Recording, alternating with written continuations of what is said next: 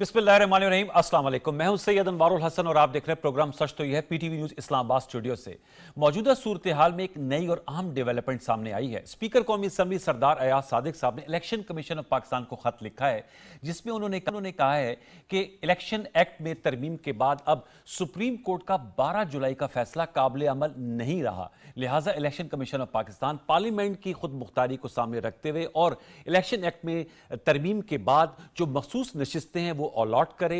जो लोग आज़ाद अरकान ने एक पार्टी का हिस्सा बन गए, उन्हें आइन इस बात की इजाज़त नहीं देता कि वो अपनी जो पार्टी वाबस्तगी है उसे तब्दील कर ले। वाज़ेह रहे कि 12 जुलाई को सुप्रीम कोर्ट ऑफ पाकिस्तान ने जो मखसूस नशिस्तों के हवाले से फैसला दिया था, उसमें पाकिस्तान तहरीक इंसाफ को जो मखसूस नशिस्तें वो देने का हुक्म किया था कि 15 दिन के अंदर जिन्होंने जो पार्टी आज़ाद अरकान पार्टी में जाना चाहते पीटीआई में, उनको 15 डेज में अपना एक हल्फनामा जमा कराना है।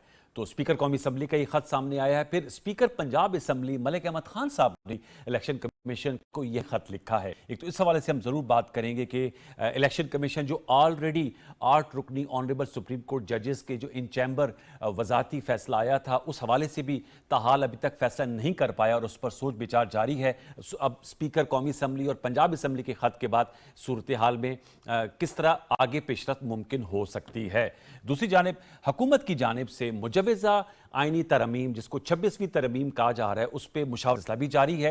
और कल भी वफाकी वज़ीर इत्तलात व नशरियात अताउल्लाह तारड़ साहब ने कहा कि हुकूमत कोशां है कि चाहे वो वकला के नुमाइंदगान है या सियासी कायदीन है, उनसे मुशावरत की जाए, मुलाकातें की जाएँ, उनकी राय भी ली जाए और एक ब्रॉडर कंसेंसस जो है वो डेवलप किया जाए। कल जब हम प्रोग्राम कर रहे थे तो उस वक्त हमने आपको अपडेट किया था कि वफाकी वज़ीर कानून सेनेटर आज़म अज़ीज़ तारड़ साहब ने सुप्रीम कोर्ट बार और पाकिस्तान बार काउंसिल के नुमाइंदगान से गुफ्तगू की थी और एक टीम बनाने पर भी इत्तेफाक राय हुआ था। आज लाहौर में Lahore high court bar association के ज़ेर एहतमाम ऑल वकला कन्वेंशन का इनेकाद किया गया। उसमें काफ़ी सख्ती टोन भी इस्तेमाल की गई। ताहम लुब-ए-लुबाब ये था कि ये करारदाद पास की गई कि पार्लियामान को बिलाशुबा हक हासिल है आइन में तरमीम करने का, लेकिन अगर ये तरमीम पाकिस्तान के आइन के बुनियादी ढांचे से मुतसादम हो तो फिर ऐसा नहीं होने देंगे। और उन्होंने जो हुकूमत का मुजवज़ा आइनी पैकेज है या मुसविदा है या जो प्लान है उसको अक्सर मुस्तरद कर दिया है। तो इस नुक्ते पे हम जरा गुफ्तगू करेंगे। बड़े अहम मामलात हैं। 3 बड़े पर्टिनेंट और नुमाइंदा शख्सियात ने मुझे प्रोग्राम सच में ज्वाइन किया। हमें ज्वाइन किया जनाब खुर्रम दस्तगीर खान साहब ने, साबिक वफाकी वज़ीर हैं, मुशर्रफ नवाज के मरकज़ी रहनुमा है, इस्लामाबाद स्टूडियो से मौजूद हैं। सो आप प्लेजेंट सरप्राइज और बहुत शुक्रिया खुर्रम दस्तगीर खान साहब वक्त देने का। हमारे साथ मौजूद हैं शाह खावर एडवोकेट साहब, आप सीनियर लॉयर हैं और मुल्क के कानूनी मामलात पर गहरी गिरफ्त रखते हैं। शाह खावर साहब आपका बहुत शुक्रिया। हमें ज्वाइन किया स्काइप वीडियो लिंक पे डॉक्टर शर्मिला फारूकी साहिबा ने, मेंबर कौमी असम्बली हैं, पाकिस्तान पीपल्स पार्टी की मरकज़ी रहनुमा है। शर्मिला साहिबा आपका भी बहुत शुक्रिया। गुफ्तगू आगाज़ मैं आप लोग की इजाज़त से शाह खावर साहब सर आपसे करना चाहूँगा, ज़रा इस पर हमें रहनुमाई फरमाइएगा। स्पीकर कौमी असम्बली ने खत लिखा है इलेक्शन कमीशन को और उन्होंने कहा है कि जो मखसूस नशिस्तों का मामला है वो पार्लियामेंट ने जो नई लेजिस्लेशन की थी 7 अगस्त को गालिबन, उसके तहत अब वो नशिस्तें अलॉट की जाएं। ये ऑप्शन अब नहीं रहा जो सुप्रीम कोर्ट का 12 जुलाई का फैसला था कि जिन अरकान ने अपनी सियासी वाबस्तगी एक दफ़ा शो कर दी है वो दोबारा एक और जमात में ज्वाइन कर पाए। क्या कहेंगे, इससे सिचुएशन में कोई क्लैरिटी आई है या आप समझते हैं मजीद इबाम पैदा हो गया है? मेरा ख्याल है कि स्पीकर का जो लेटर है वो बड़ा इंपॉर्टेंट है। उसकी वजह यह है कि he is custodian of the house जी और नेशनल असम्बली के। इस पे आपको 2 आइनी शिक्कों का मैं हवाला दूंगा। एक आर्टिकल 5 है आइन पाकिस्तान का, वो ये कहता है कि रियासत से वफादारी जो है वो हर शख्स का फ़र्ज़ अवलीन है और आइन और कानून की पासदारी जो है वो भी एक इनवायलेबल ऑब्लिगेशन है, फ़र्ज़ है तमाम शहरियों के ऊपर और इदारों के ऊपर। ठीक है। उसका मतलब ये है कि आइन और जो भी कानून साजी हुई है या कानून जो कि एक पार्लियामेंट ने पास किया है उसकी पासदारी तमाम अफराद पर और तमाम इदारों पर बाइंडिंग है। एक चीज़। अब आप आ जाएँ अदालती फ़ैसलों के मतलब, वो भी सुप्रीम कोर्ट ऑफ पाकिस्तान का फ़ैसला।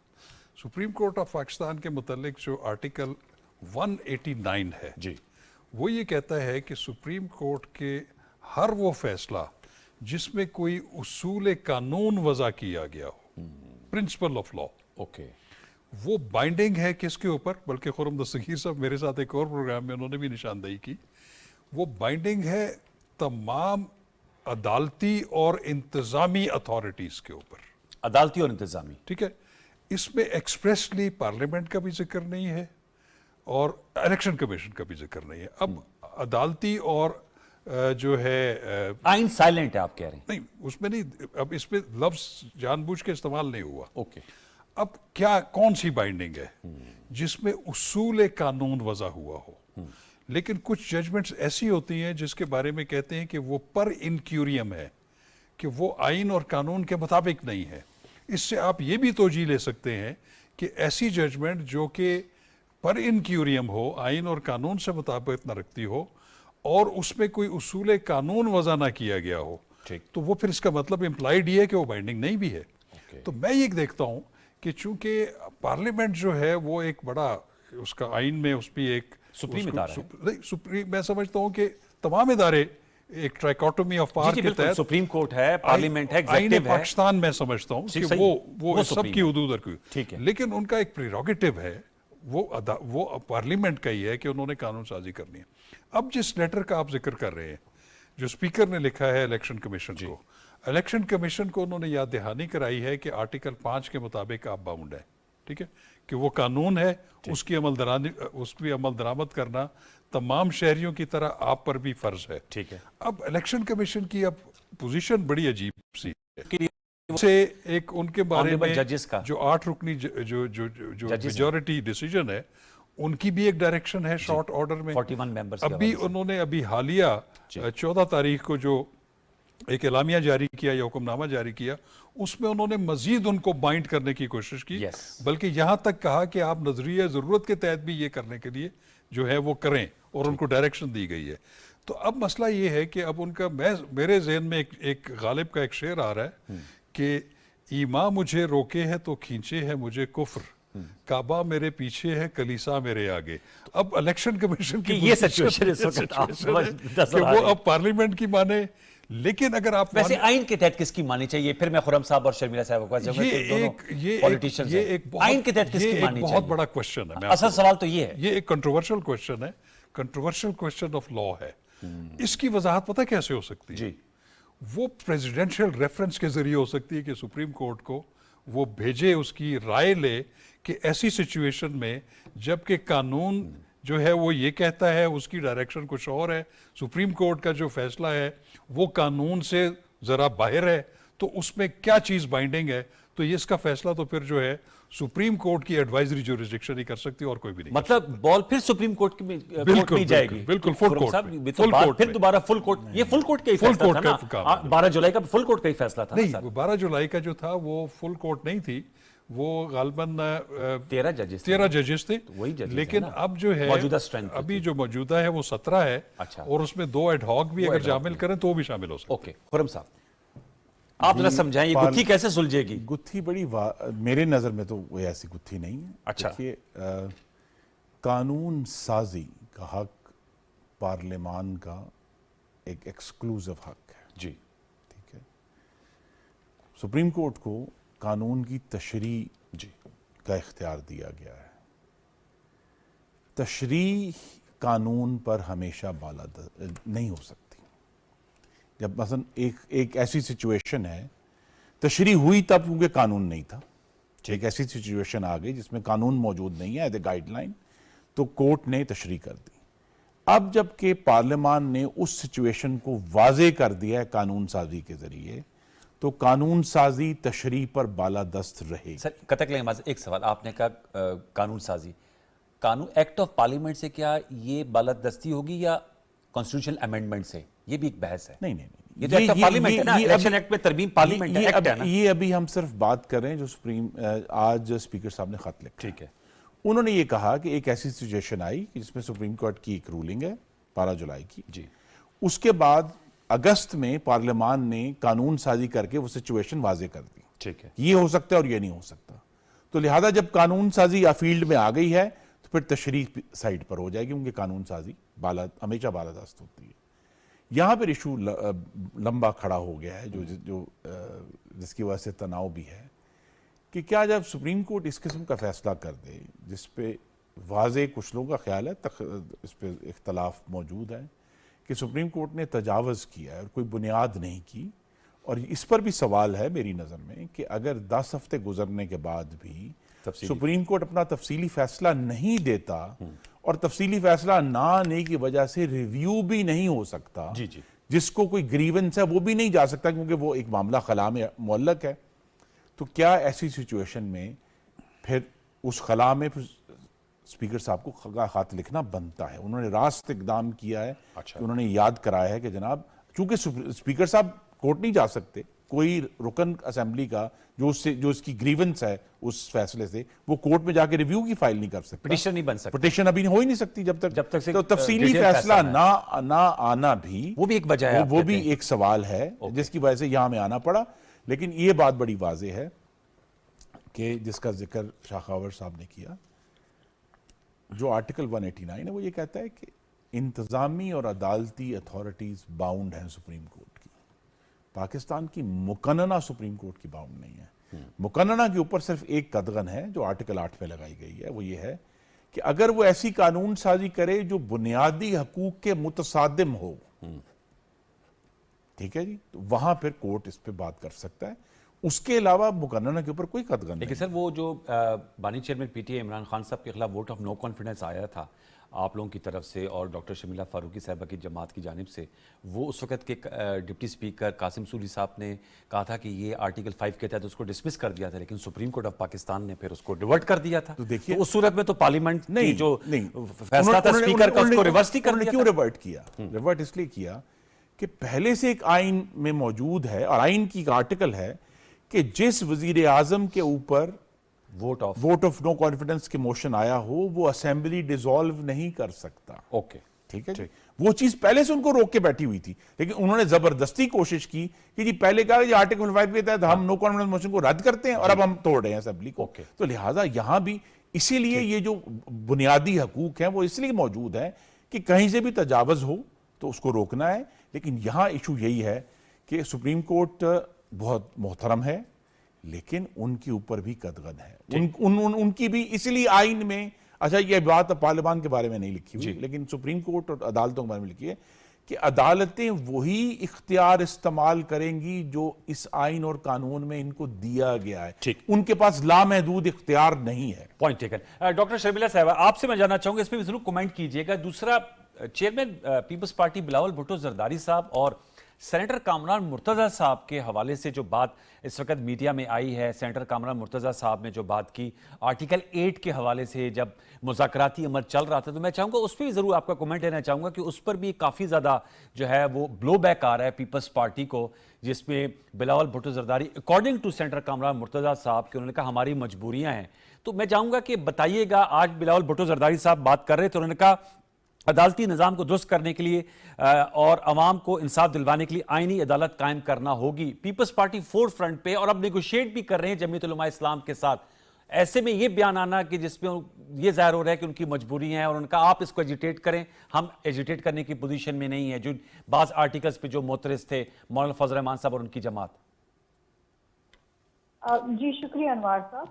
میرے خیال سے یہ بڑے واضح طور پہ بات سامنے آ چکی ہے کہ اس قسم کی کوئی گفتگو نہیں ہوئی ہے اور کامران مرتضیٰ صاحب کو شاید کوئی غلط فہمی ہوئی ہے جو انہوں نے اس قسم کی بات کی, کیونکہ جہاں تک پاکستان پیپلز پارٹی کی بات ہے اور بلاول بھٹو زرداری صاحب کی بات ہے, آئین کے اوپر تو کسی قسم کا کوئی کمپرومائز ہے ہی نہیں. دیکھیے یہ وہ جماعت ہے جس نے جمہوریت کی خاطر, آئین اور پارلیمان کی بالادستی کی خاطر اپنی جانوں کے نذرانے دیے ہیں. شہید ذوالفقار علی بھٹو صاحب سے لے کے شہید بی بی تک اور ہمارے سینکڑوں کارکنان. تو اس جماعت سے تو آپ ایکسپیکٹ ہی نہ کریں نا کہ وہ کسی پرنسپل پہ یا کسی آئین کی شک کے اوپر یا کسی ایسے ایشو کے اوپر اپنا پرنسپل سٹینڈ چھوڑ دیں گے. پاکستان کے اندر اگر کسی جماعت نے واقعتاً اور حقیقتاً جانوں کا نذرانہ دیا ہے وہ پاکستان پیپلز پارٹی ہے. اور ہمارے بانی پارٹی کے انہوں نے اس ملک کو کا متفقہ آئین دیا جس کو ہم ہر بار کوشش کرتے ہیں کہ اس کی اصل شکل میں بحال کریں. آج بھی بلاول بھٹو زرداری صاحب نے اپنے ٹیلی ویژن انٹرویو کے اندر آئی تھنک آرٹیکل 8 کے بارے میں بالکل واضح بات کی اور یہ جو ڈاکیومنٹ تھا، جو مسودہ تھا، چاہے ویسے ورکنگ پیپر کہیں کچھ بھی کہیں، اس میں کچھ ایسی شکیں تھیں جس کو نکالا گیا پیپلز پارٹی کے کہنے پہ، بیکاز پیپلز پارٹی اس پہ ووٹ کرنے کو تیار نہیں تھی. Let's make this very very clear. اس میں تھیں چیزیں، ملٹری کورٹس کا بھی ذکر تھا، اس میں ججز کی ایجز کے حوالے سے بھی تھا، but Peoples Party said no. تو let's make this very very clear. دوسری چیز یہ ہے کہ جہاں تک کانسٹیٹیوشنل کورٹ کا تعلق ہے، دیکھیے وہ ہم بڑے واضح طور پہ کہہ رہے ہیں کہ نہ صرف یہ 2006 کے میثاق جمہوریت میں تھا، بلکہ ہمارے 2024 کے منشور میں بھی شامل ہے. اور اس میں حج کیا ہے؟ مطلب اگر آپ اس عدالتی نظام سے اگر آپ خوش ہیں، اور کون خوش ہے مجھے آپ بتائیں، آپ کے جتنے معزز مہمان یہاں بیٹھے ہوئے ہیں ان میں سے کوئی یہ کہہ سکتا ہے کہ it's the best judicial system? نہیں تو اس کی ریمیڈی کنسٹیٹیوشنل کورٹ بنانے سے ہے؟ اگر کوئی پرابلمز ہیں کیا اس کی ریمیڈی یہ ہے؟ اس کی ریمیڈی جوڈیشل ریفارمز کرنے سے ہے. جی ٹو سٹارٹ وتھ آپ ایک آئینی عدالت بنائیں. اس وقت جو ہے کوئی 10% مقدمات کانسٹیٹیوشنل ایشوز کے حوالے سے ہوتے ہیں، لیکن وہ عدالت کا 80 سے 90% ٹائم لے جاتے ہیں جی. اچھا، باقی جو مقدمات ہیں وہ تو چلتے نہیں ہیں. ٹھیک. اور اس ملک کے اندر ایک عام آدمی کے دیرینہ مسائل ہیں جو عدالتوں میں بالخصوص سپریم کورٹ میں زیر التوا ہیں. پراپرٹی کے معاملات ہیں، انہیریٹنس کے معاملات ہیں، اپیلز لگی ہوئی ہیں، مرڈر کے مقدمات ہیں، ریپ کے مقدمات ہیں، نہ جانے کیا کیا. صحیح. تو اگر یہ چیزیں اگر ایک کانسٹیٹیوشن کورٹ بن جاتا ہے، جناب لگائیں آپ جتنی کانسٹیٹیوشن پٹیشن لگانی ہے لگائیں اور اس کو وہ نمٹائیں. دیکھیے فیڈرل شریعت کورٹ بھی تو بنا تھا نا 1980 کے اندر. تمام شریعہ کے معاملات جو ہیں وہ فیڈرل شریعت کورٹ کے اندر جاتے ہیں، وہاں کے ممبر فاضل جو جج صاحبان ہیں وہ سنتے ہیں. تو اس کا مطلب یہ تو نہیں ہے کہ آپ نے سپریم کورٹ کی اتھارٹی لے لی. اب اس کے اوپر بہت سارے کچھ لوگ ہیں، کچھ سیاسی جماعتیں ہیں جو اس کے اوپر پالیٹکس کھیلیں گی. اور یہ میں لیکن ساتھ میں قطع کلام معذرت ڈاکٹر صاحبہ، لیکن لاہور ہائی کورٹ بار ایسوسی ایشن کے تحت جو آج وکلاء کا ایک کنونشن ہوا لاہور میں، انہوں نے تو وفاقی آئینی عدالت کو کہا ہے کہ یہ اس کی کوئی ضرورت نہیں ہے، اس وقت سپریم کورٹ آف پاکستان موجود ہے، اور انہوں نے کہا کہ اس کو ہم مسترد کرتے ہیں اس آئیڈیا کو. جب میثاق جمہوریت کے اندر بات کی گئی تھی، جب تو کوئی وکیل کھڑا نہیں ہوا تھا کہ کہنے کے لیے کہ اس کی ضرورت نہیں ہے. تو اس دوران اس عرصے کے دوران تو آپ لوگوں کی بھی 5 سال کی حکومت آئی، خرم دستگیر صاحب کی بھی آئی، تو اب یہ 2024 میں اب جا کر کیوں یہ ایسی ریلائزیشن ہے کہ اب بننی چاہیے؟ ہمارے پاس میجورٹی نہیں تھی نا. کانسٹیٹیوشنل امینڈمنٹ کرنے کے لیے میجورٹی کی ضرورت ہوتی ہے نا. جی جی. پیپلز پارٹی کی گورنمنٹ جب 2008 میں بھی آئی تو کولیشن گورنمنٹ تھی، اور اس میں کافی چیزیں جو ہیں وہ پی ایم ایل مانی، کافی چیزیں نہیں مانی. ٹھیک. ہماری تو مجبوری ہے. We never had 2/3 majority. ہمارے پاس ہوتی تو ہم تو کر چکے ہوتے کب کا. اوکے. اور ابھی بھی یہ نہیں ہو پا رہا کیونکہ نہیں ہے 2/3 میجارٹی نہیں ہے. میں اس پہ دوبارہ آپ کا لوٹ کے آؤں گا. شاہ خور صاحب اس پہ بھی سر بتائے گا، یہ جو کنسٹیٹیوشن کورٹ، کیوں آج وکلا convention you are part of that institution, ان کی جانب سے تو بڑی سختی قسم کی تقاریر ہوئی کہ یہ نہیں ہونے دیں گے. اور حامد خان صاحب ظاہر بات ان کی ایک پولیٹیکل پارٹی سے افیلیشن ہے، سینیٹر ہیں پاکستان تحریک انصاف کے، علی احمد کر صاحب اور دیگر جو وکلا مقررین تھے، انہوں نے کہا کہ آئین کی بنیادی ڈھانچے سے متصادم ہوا تھا، مخالفت کریں گے. دیکھیں بات یہ ہے کہ انوار صاحب کے ہم پہلے دیکھتے تھے، میں خود اس سسٹم کا حصہ ہوں، بار ایسوسی ایشن بار کونسلز کا، لیکن میں بار ایسوسی ایشن اور بار کونسل کے کردار کو بہت اوپر دیکھتا ہوں. صحیح. جو انفارچونیٹلی اب نظر نہیں آ رہا. ان کا جو پلیٹ فارم تھا وہ آئین، قانون اور جو ایک مفاہمت کا ایک ہمیشہ سے ان کا ایک رویہ رہا ہے. لیکن جیسے باقی ادارے جو ہیں تقسیم کا شکار ہو گئے ہیں پولیٹیکل، انفارچونیٹلی ہماری بار ایسوسی ایشنز، بار کونسلز بھی پولیٹیکل تقسیم کا شکار ہو گئی. اختلاف رائے ضرور ہونا چاہیے، لیکن ایک واضح لائن جو ہے وہ کھینچ لی گئی ہے کہ ادھر کے وکلاء ادھر ہیں، دوسرے ادھر ہیں. بات یہ ہے کہ ان کے مطالبات اپنی جگہ پہ ہیں. بار ایسوسی ایشنز کو ایک ہارڈ لائن نہیں لینی چاہیے، ان کو اپنا پلیٹ فارم جو ہے وہ مہیا کرنا چاہیے. انہیں کہیں کہ آئیں، اگر آپ کو آئینی ترامیم کرنی ہے ہمارے ساتھ بیٹھ کے ڈائیلاگ کریں، پولیٹیکل پارٹیز، تمام طبقہ فکر، جی بالکل انگیج کریں، اور اس میں دیکھیں کہ کون کون سی ایسی شکیں ہیں جس میں واقعی ترمیم کی ضرورت ہے.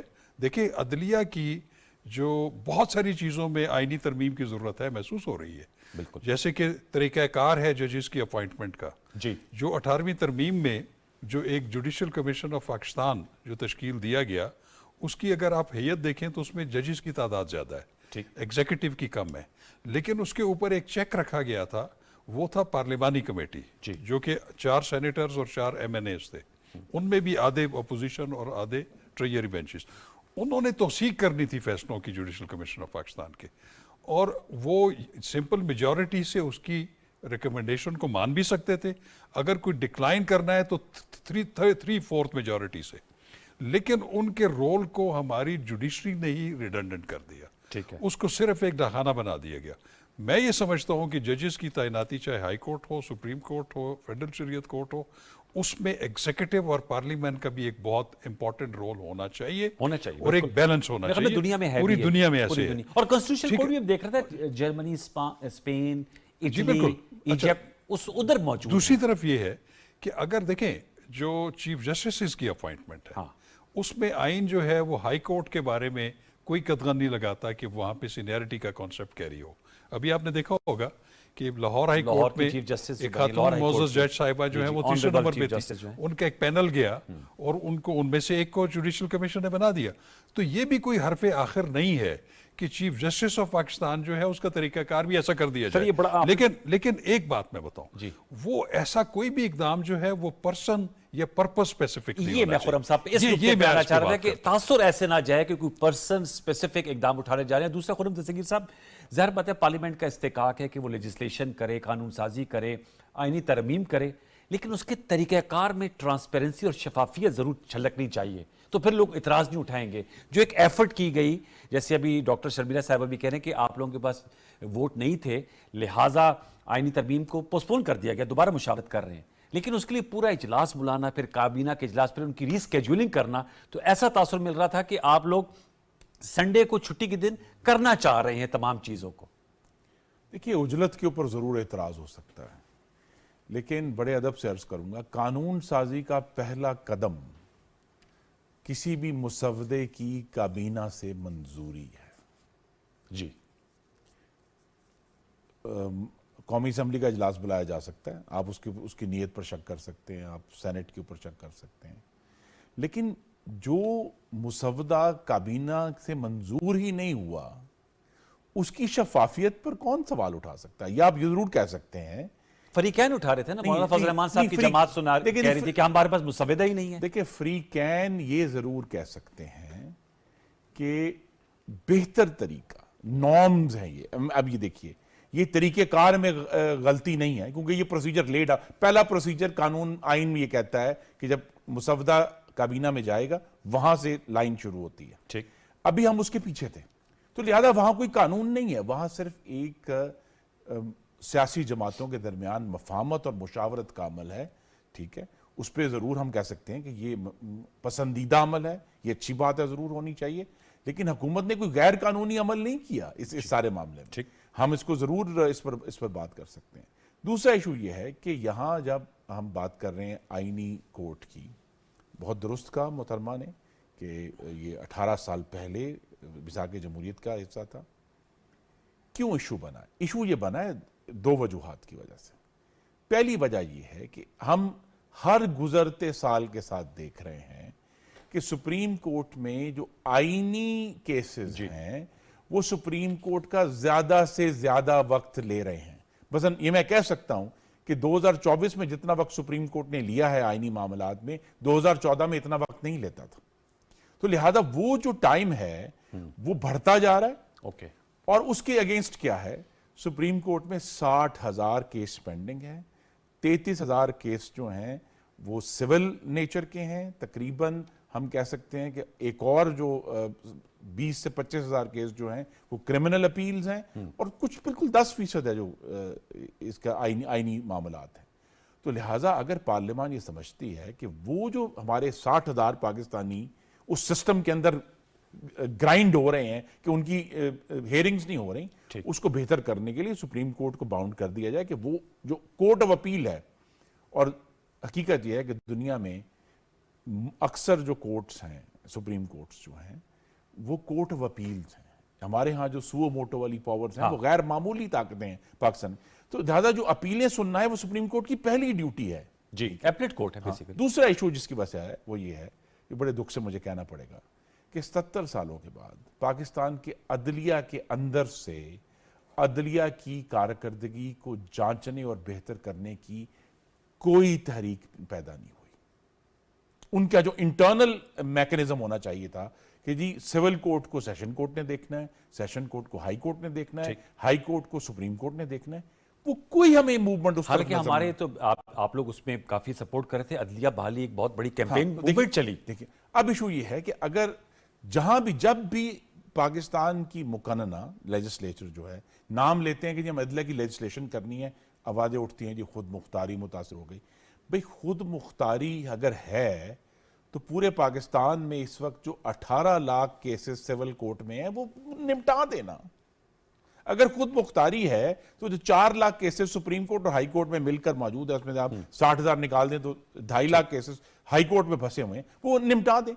ایک تو وہ نہیں نمٹائے جا رہے, دوسرا یہ کہ یہ چیک نہیں ہو رہا کہ بھی کون سا کورٹ کیا درست فیصلے کر رہے ہیں, کتنے کی اپیلیں آ رہی ہیں, کتنا. تو لہٰذا عدلیہ کا جو انٹرنل موومنٹ تھی ریفارم کی, بہتری کی, جو پرفارمنس کو بہتر کریں وہ نہیں. تو لہٰذا اب بالآخر دو, جس میں نے آپ کہا, ایک تو increasing load of constitutional cases, دوسرا لیک آف انٹرنل ریفارم, اس کی وجہ سے ضروری ہے کہ اس پہ کہیں نہ کہیں ہمیں آغاز کرنا ہے. ابھی یہ اب لوگوں کا یہ خیال ہے کہ جی ہم اسی پر رک جائیں گے.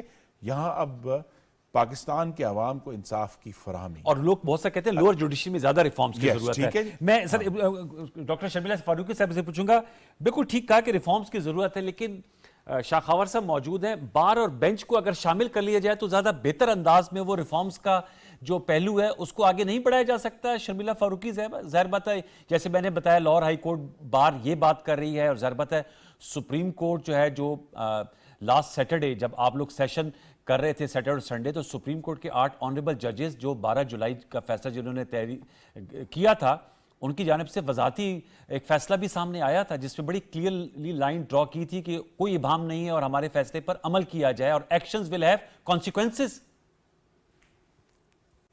شرمیلا صاحبہ, اس میں میں سمجھتی ہوں کہ کوئی حرج نہیں ہے کہ اگر وکلاء صاحبان سے جو ایکسپرٹس ہیں ان سے ان کی رائے لی جائے, ان سے مشاورت کی جائے, اس میں کوئی حرج نہیں ہے, ناٹ ایٹ آل. بار سے بھی کی جائے, بلکہ ہم تو چاہتے ہیں کہ وکلاء اور بار strengthen who.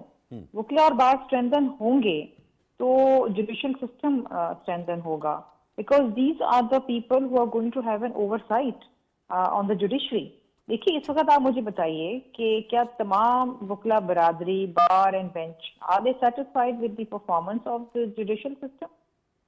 Can anybody say کہ یس وی آر؟ دیکھیے سب کو تحفظات ہیں نا, ایشوز ہیں, مقدمات نہیں چلتے, فلاں ہیں, بہت ساری چیزیں ہیں, ہو چکی ہیں نا. I don't want to get into the details of this, مجھ پہ کنٹیمپٹ ہی نہ لگ جائے, لیکن کہنے کو تو بہت کچھ ہے.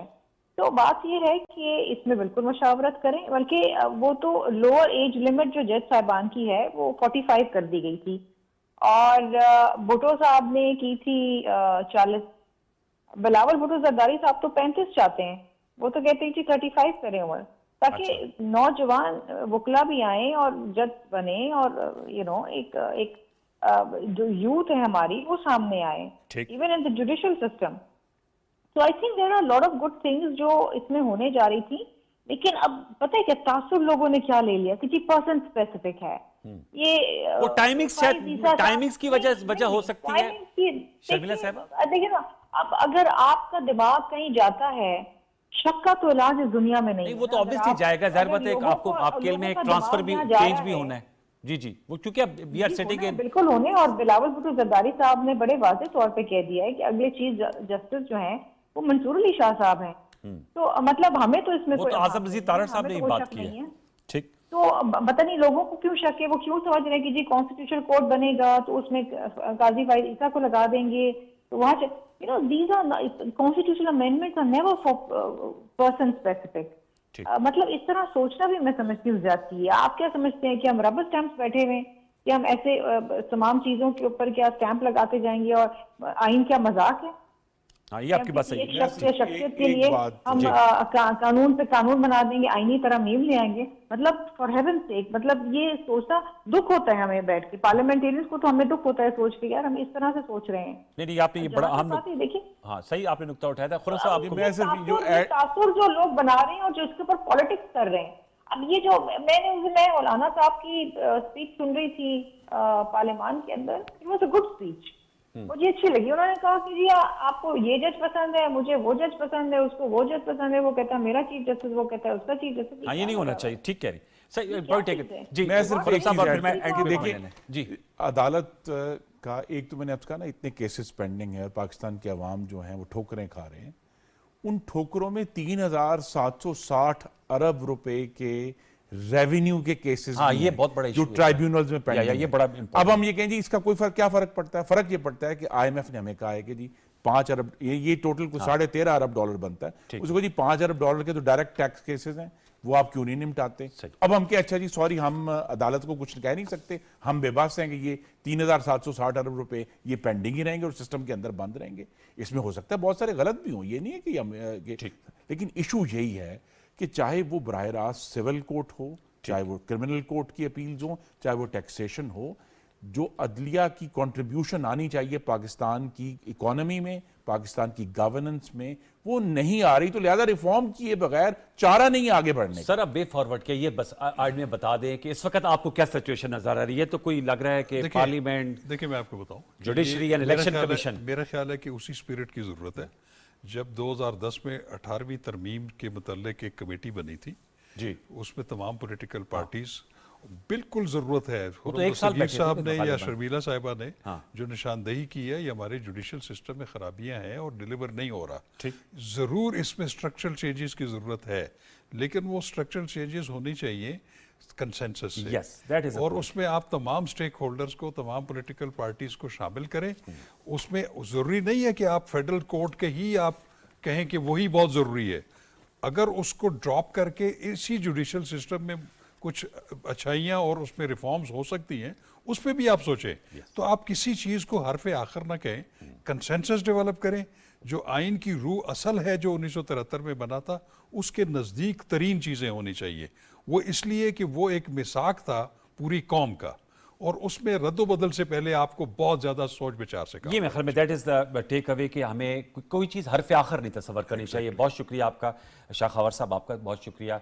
डॉक्टर शर्मिला फारूकी साहब आपका बहुत शुक्रिया। खुर्रम साहब आप हमारे साथ थोड़ी सी देर रहिएगा, हम ज़रा इकोनॉमी को भी डिस्कस करेंगे। आप दोनों मौजूद को बहुत शुक्रिया। व्यूअर्स एक छोटा सा वक्फा लेते हैं तो और वक्त आएंगे तो ज़रा पाकिस्तान की जो इकोनॉमी के हवाले से अच्छी खबरें आ रही हैं, जहाँ हमने ये मुश्किलात की बात करें वहाँ अच्छी खबरें भी आ रही हैं। एक्सपोर्ट्स के हवाले से बात कर लें, IMF की बोर्ड मीटिंग भी हो रही है 25 सितंबर को। इसके अलावा स्टॉक मार्केट जो है वो नफसियाती हद उन्होंने अबूर की है 82,000 की 100 इंडेक्स थे, उस पर ज़रा गुफ्तगू करेंगे एक छोटे से वक्फे के बाद। वक्फा ले लीजिए।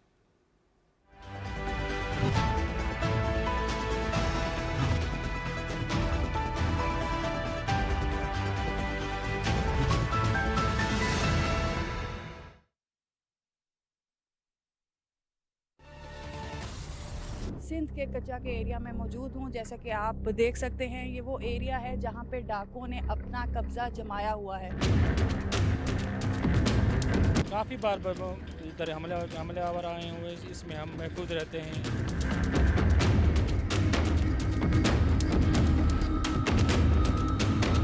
किस तरह से अपना मोराल जो है वो हाई रखें? हमारे हौसले बुलंद है हमेशा के लिए, इंशाल्लाह आएंगे तो वापसी नहीं जाएंगे।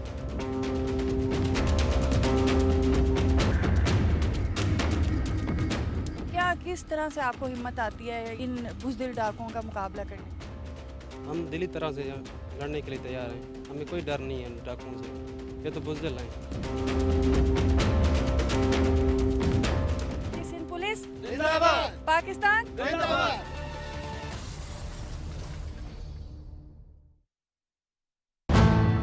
मैं हूँ रिजवान रज़ी। कौमी चैनल पर नए अंदाज बहुत जल्द सिर्फ PTV न्यूज़ पर।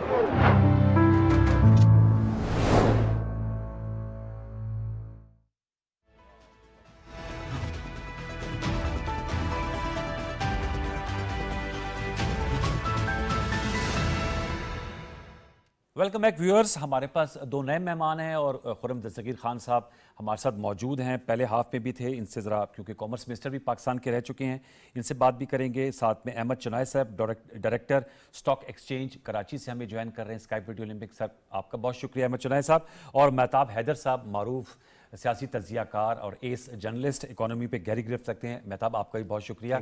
मैं स्टॉक एक्सचेंज की बात ज़रा अहमद चुनाय साहब से उसका आगाज़ करेंगे।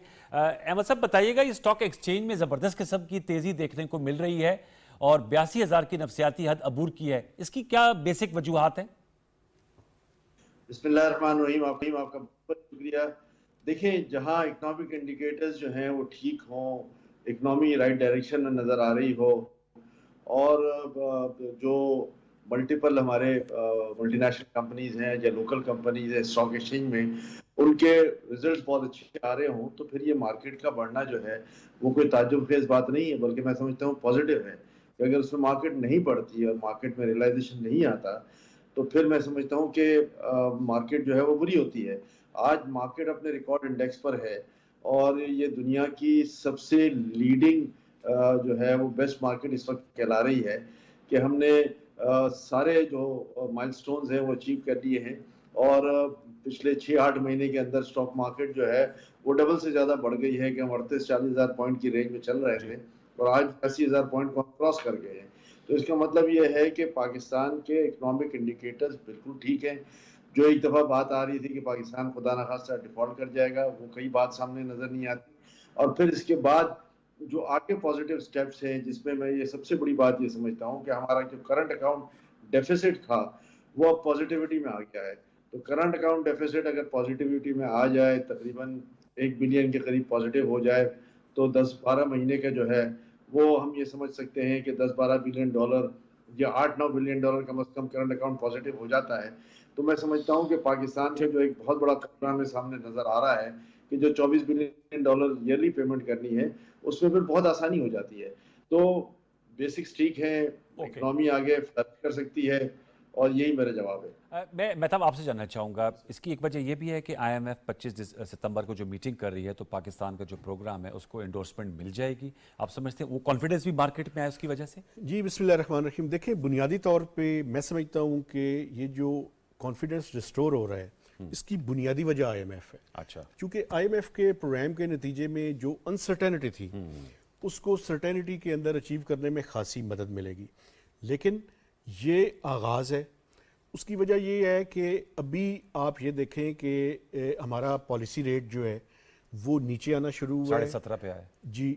और इसके साथ साथ अभी आप ये देखें तो मार्केट ये इंडिकेट कर रही है कि अभी आपने देखा कि हुकूमत ने जो टी बिल्स थी और स्कूक बॉन्ड था जी, उसकी ऑफर्स को रिजेक्ट किया।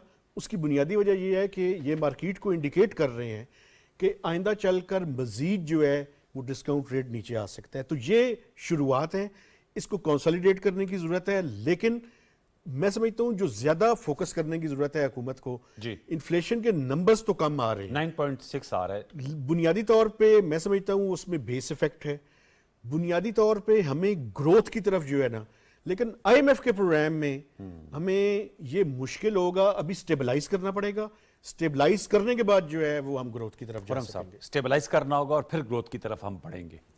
देखिए, माशाल्लाह बहुत तकनीकी तौर पे माहिर लोग मौजूद हैं, लेकिन मैं एक अमूमी बात करना चाहता हूँ। जी जी बिल्कुल।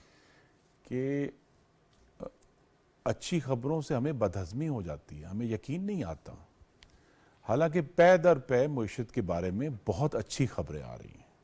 मसलन आपने मुझे कहा कि 9.8% महंगाई का रेट था, उसके अंदर जो अहम बात पाकिस्तान के अवाम के लिए ज़रूरी है कि फूड इन्फ्लेशन पिछले महीने शहरों में 4% और देहात में 1.7% थी। इसका मतलब यह है कि पाकिस्तान में एशियाई खुर्दोनोश की कीमतें जो बढ़ना थी वो रुक गई हैं। ठीक है। अब ये बहुत बड़ी बात है, ठीक है, कि वो लोग जो हम सब हेजान का शिकार थे कि खुदा जाने ये कहाँ जाके मामला रुकेगा, अल्लाह ताला के करम से वो रुक गया है। इसी तरह जो है अब जो स्टेट बैंक का डिस्काउंट रेट है, अब वो 22 के मुकाबले में 22 से चला था जब ये हुकूमत आई थी, अब ये गिरकर जो है वो नीचे आ गया है। और उसका एक मैसिव इफेक्ट है क्योंकि پاکستان کے بجٹ میں اس وقت سب سے بڑی جو مد تھی جس نے پورے پاکستان کے بجٹ کو جیسے کہتے ہیں نا اپنے ہاتھوں میں جکڑا ہوا تھا، وہ قرضے کی واپسی تھی. 9,733 ارب روپے کی واپسی تھی، جو کہ ہمارے دفاعی بجٹ سے تقریباً 5 گنا ہے. تو لہٰذا اب وہ ڈسکاؤنٹ ریٹ نیچے آئے تو وہاں بجٹ کے اندر بھی ریلیف آ رہا ہے. ٹھیک ہے. دوسرا اسٹاک مارکیٹ کا آپ نے ذکر کر دیا کہ یہ ہو رہا ہے. کرنٹ اکاؤنٹ ڈیفیسٹ جو 6 سال پہلے جس کا جو ہے وہ ہم جو اس حکومت میں بھی شامل تھے، سب سے بڑا جو ہمیں تازیانہ تھا وہ کرنٹ اکاؤنٹ ڈیفیسٹ، اب کرنٹ اکاؤنٹ ڈیفیسٹ یہ نہیں کہ کم ہو گیا، وہ مثبت ہو گیا. یعنی پاکستان کے اندر پچھلے مہینے جو فورن ایکسچینج تھا وہ زیادہ آیا باہر جتنا گیا.